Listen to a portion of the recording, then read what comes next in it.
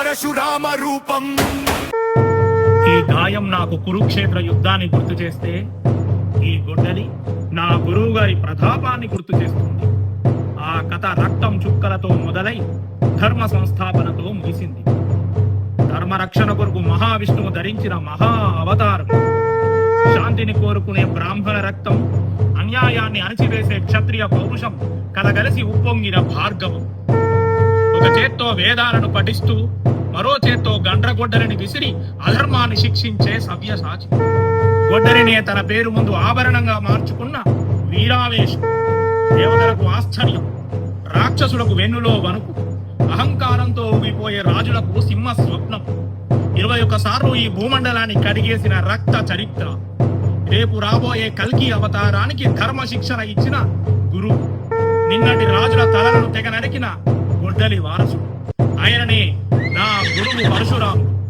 యుగాలు సాక్ష్యం, ఈ మంచు శిఖరాలు సాక్ష్యం.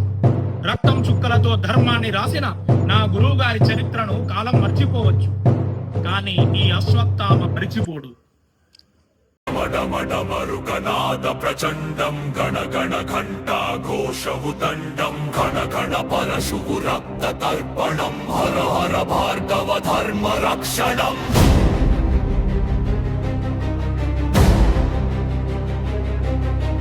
డమ డమ డమరుగనాద ప్రచండం గణ గణ ఘంటా ఘోషవు దండం ఘన ఘన పరశువు రక్త తర్పణం హర హర భార్గవ ధర్మ రక్షణం.